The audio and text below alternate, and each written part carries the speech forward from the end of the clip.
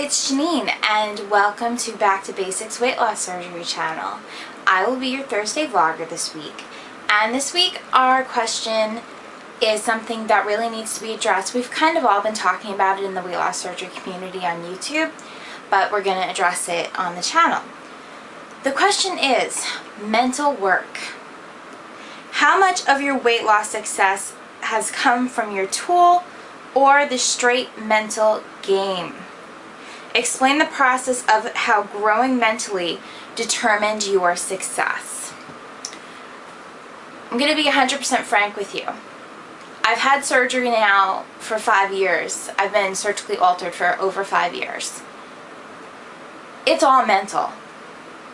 Your tool helps, and some tools help more than others. I've had 3. I've had a lap band, a VSG, and a duodenal switch.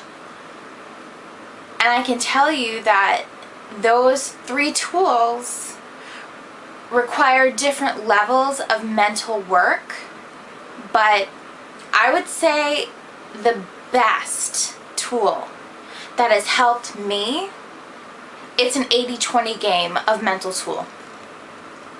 It's really that much mental work. I wrote down some notes, and I just want to give you a little bit of background.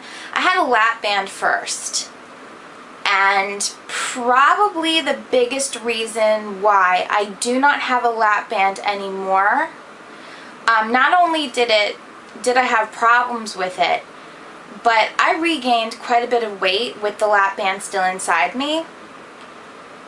The reason for that, the large reason for that, I take a lot of responsibility for that. Aside from the lap band eroding, slipping, port becoming disconnecting from the tube, etc., I take a lot of responsibility. I was not mentally ready for the amount of work that goes into having a lap band. When I had my VSG done, I was so stuck on the disappointment of not having the exact surgery I wanted due to complications inside that my head wasn't in the game. Now that I have the surgery I wanted, which is the duodenal switch, it helps me more, but it's still mental. There is no surgery that will make you eat right. There is no surgery that will force you to get on that track 3 or 4 times a week and do couch to 5K, or go for a walk on the boardwalk next to the beach, or go hiking with your girlfriends on the weekends. Nothing will make you do that. That's all up to you. It's all mental. It's all up here. Water. There is no surgery that will make you chug down 100 ounces of water a day, or even 64, or even less than that. There is none. It's all mental. You have to force yourself to do it. You have to force yourself to say no to the Diet Coke and yes to the water. Alright, this is all mental. Education and exploration. Educating yourself. What foods are good? Yes, we can all listen to our nutritionists, but you'd be surprised how much additional information is out there that you will not pick up during your 15-minute consult with your nutritionist, alright? You have to go out and get those books. You have to search Google and find out what foods are good and what foods are bad. You have to go onto MyFitnessPal and log in your food to keep tally of your calories, your fat, your carbs, your sugar for the day, your fiber for the day, your protein for the day. That's all you. No tool is making you do that. No lap band, no gastric bypass, no VSG, and no DS is making you do that. Nothing. That is all you. Alright, and the biggest thing that is all mental is seeking support. Weight loss surgery is far from easy. Far from it. And I apologize if what I'm going to say is going to offend anyone who is not part of the weight loss surgery community but happens to stumble upon this channel. But anyone who thinks weight loss surgery is the easy way out is ridiculous. They're ridiculous because they either have not walked in our shoes or they're truly that ignorant to what the weight loss surgery process is about. You get tossed in the waters. When you come off that operating table, you are tossed in the sea. And it is like swim or drown. It's up to you. Are you going to swim or are you going to drown? And what's going to make the difference is all up here.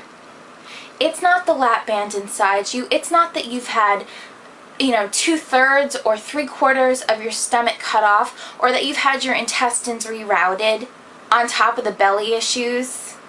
No. It's all you. I have the duodenal switch at the moment. The most calorie-rich foods I can have that my body will absorb the most of is sugar. I have an enormous sweet tooth. I can't control my sweet tooth sometimes. It's so bad.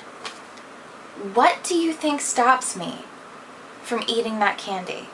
What stops me from stopping by the Dunkin' Donuts on my way to work? Tomorrow is actually, I'm recording this ahead of time, guys, but tomorrow, July 18th, is my birthday.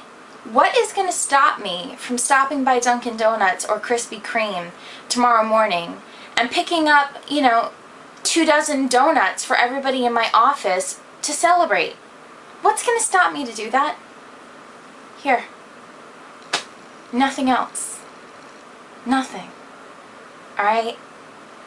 You have so many mental issues to deal with. You have discouragement. What if your weight goes up that week, even if it's just by a couple ounces? What if you're not losing as much as the other people that you see on YouTube, and you wonder if you're doing something wrong, and you start doubting yourself? Alright, I know we are not supposed to compare ourselves. One of my favorite sentences out of everyone who is on YouTube is by Exit Melanie, and she always says, "My race, my pace." And she's so 100% correct when she says that, but the truth is we're human.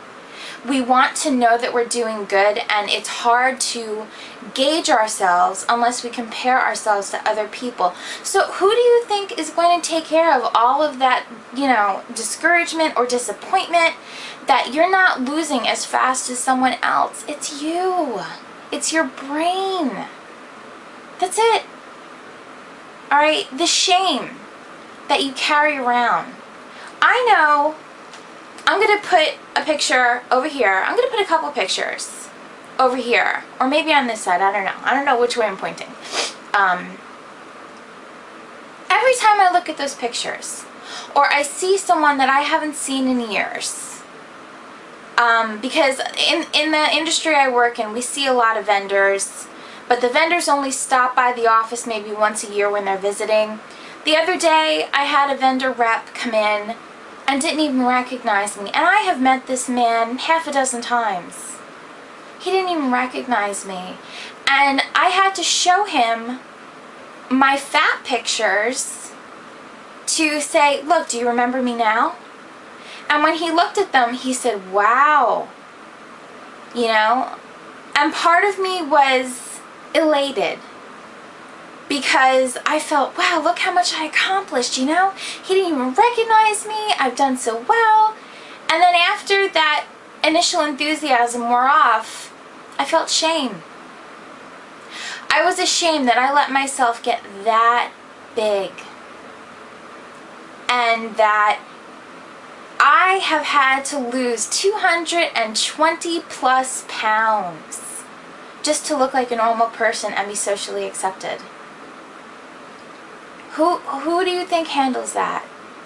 The lap band, VSG, RNY, or DS in my tummy? Or my brain? It's all my brain. I have a food addiction. I am an obsessive compulsive overeater.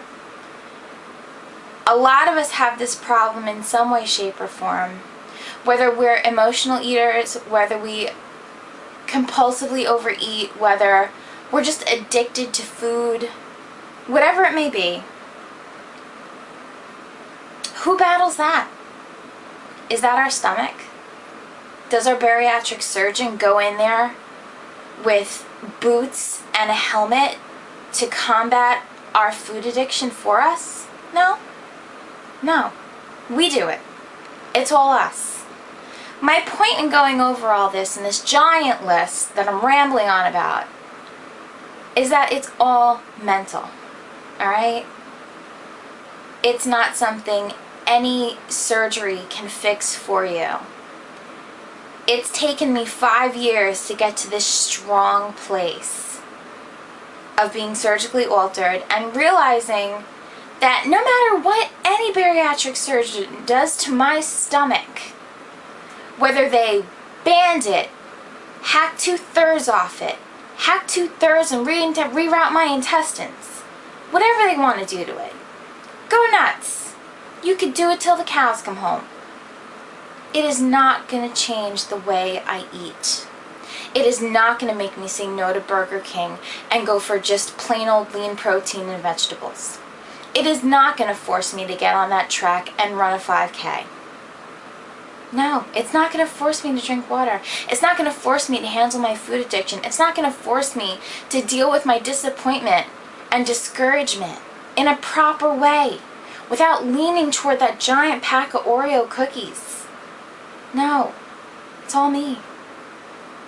So this is an entire mental game.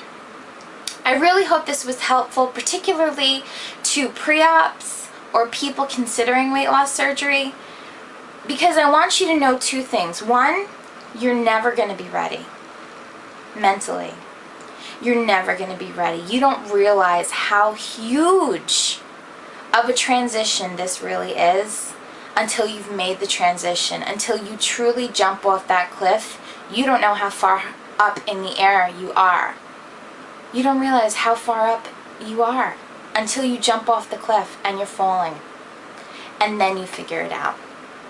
Alright? And number two, I want pre-ops to know what they're in for. Because I had no idea what I was in for.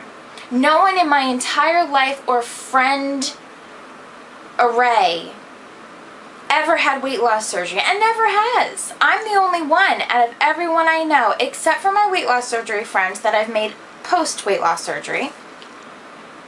I'm the only one that's ever had weight loss surgery. I'm the only one who knows what it's like. I had no mentor. I had no one to show me the ropes. It was all me. So I hope this was helpful to you in some way. I hope that you know that if you're struggling, you're supposed to. This isn't going to be easy. It's never going to be easy.